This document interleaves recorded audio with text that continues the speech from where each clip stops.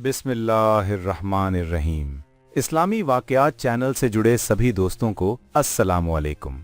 आज की इस वीडियो में हम आपको एक ऐसी हस्ती का वाक़या सुनाने जा रहे हैं जिनका नाम लेते ही दिल में अकीदत, आंखों में नमी और रूह में सुकून उतर आता है। क्या आपने कभी ये सोचा है कि एक ऐसा दरवेश जो सखी भी हो, अल्लाह वाला भी हो और लोगों के दुख दर्द बांटने वाला भी हो, आखिर उसके साथ इतना बड़ा जुल्म क्यों हुआ? वो कौन लोग थे जिन्होंने हजरत सैयद सखी सरवर जैसे अजीम वली को शहीद करने की जुर्रत की? और सबसे बड़ा सवाल, क्या सिर्फ जमीन, सिर्फ जायदाद, सिर्फ दुनियावी लालच इंसान को इतना अंधा कर देता है कि वो एक अल्लाह वाले का खून बहा दे?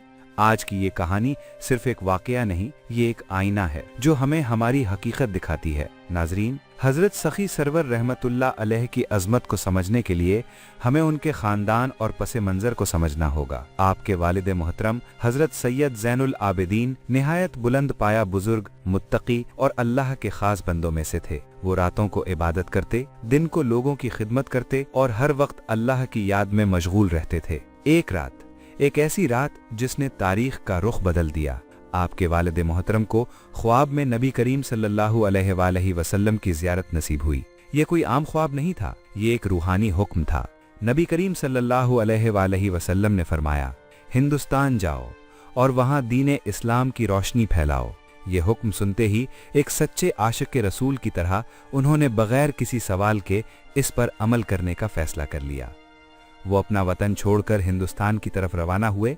लंबा सफर, मुश्किल रास्ते, मगर दिल में एक ही जज्बा, अल्लाह की रजा। कई इलाकों में तबलीग दीन के बाद वो मुल्तान के करीब एक इलाके शाकोट पहुंचे। यहाँ के लोगों ने पहली बार एक ऐसे दरवेश को देखा जिसके चेहरे पर नूर, बातों में सच्चाई और किरदार में पाकीज़गी थी। शाकोट के नंबरदार ने जब उनकी शख्सियत देखी तो वो बेहद मुतासिर हुआ। उसने अपनी बड़ी बेटी का निकाह उनसे कर दिया।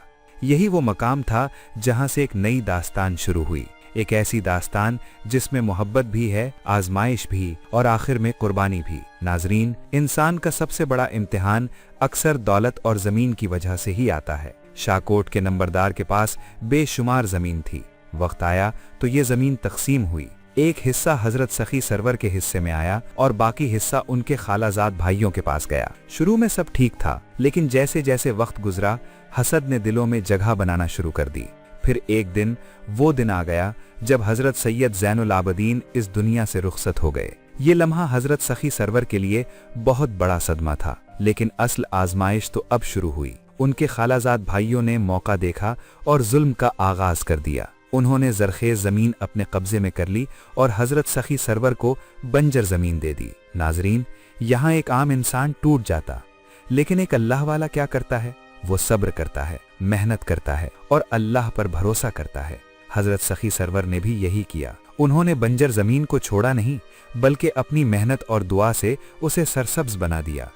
ये कोई आम बात नहीं थी, ये एक करामत थी। लेकिन अफसोस, यही कामयाबी दुश्मनों के लिए आग बन गई। अब हसद दुश्मनी में बदल चुका था। उन्होंने हाकिम मुल्तान के पास झूठी शिकायतें पहुंचाईं, लेकिन हाकिम पहले ही उनकी बुजुर्गी से वाकिफ था। उसने न सिर्फ शिकायतों को रद्द किया, बल्कि अपनी बेटी का निकाह भी हजरत सखी सरवर से कर दिया। ये खबर सुनकर दुश्मन पागल हो गए। उन्होंने नई साजिश तैयार की, मरासियों को भेजा और कहा कि नाच गाकर खूब पैसे मांगना, जब पैसे ना मिलें तो उससे झगड़ा करना। लेकिन जब वो हजरत सखी सरवर के पास पहुंचे तो उन्होंने उन्हें सोने, चांदी और जेवरात से इतना नवाजा कि वो खुश होकर वापस लौट गए।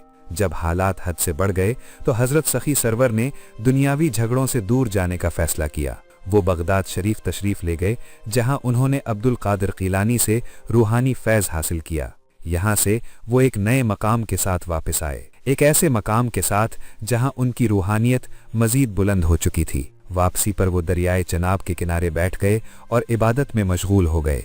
यहाँ एक हैरान कुन वाकया पेश आया। एक शख्स दूर से आया और 1 लाख रुपए मांगे। आपने फरमाया, इंतजार करो, मैं तुम्हें इबादत से फारिग होकर दे देता हूँ। उसके बाद आप इबादत में मशगूल हो गए। थोड़ी देर बाद एक मुरीद आया और उसने पूछा, यहाँ किस लिए आए हो? तो उस शख्स ने बताया कि मुझे 1 लाख रुपए की जरूरत है। तो मुरीद ने उसे 1 लाख रुपए दे दिए। ये सिर्फ सखावत नहीं थी, ये अल्लाह की अता थी। इसी जगह आपकी दुआ से एक पानी का चश्मा जारी हुआ, जिससे कोढ़ के मरीज शिफा पाने लगे। वक्त गुजरा, आपकी शोहरत हर तरफ फैल गई।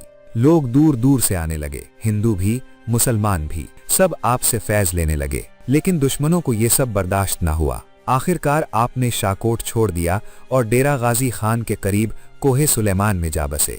नाजरीन, ये वाकया अब अपने सबसे दर्दनाक मोड़ पर पहुंचता है। आप रहमतुल्लाह के खालाजाद भाइयों ने एक लश्कर तैयार किया और आपको शहीद करने के लिए निकल पड़े। रास्ते में आपके भाई हजरत सैयद अब्दुल गनी ने उनका मुकाबला किया और शहीद हो गए।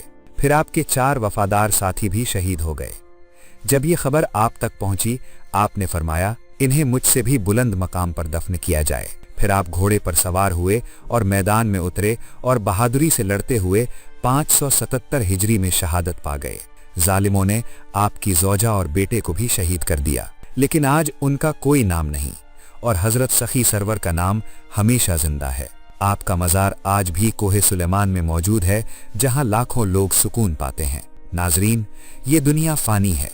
जमीन, दौलत, जायदाद सब यहीं रह जाएगा, लेकिन नेक लोग हमेशा जिंदा रहते हैं।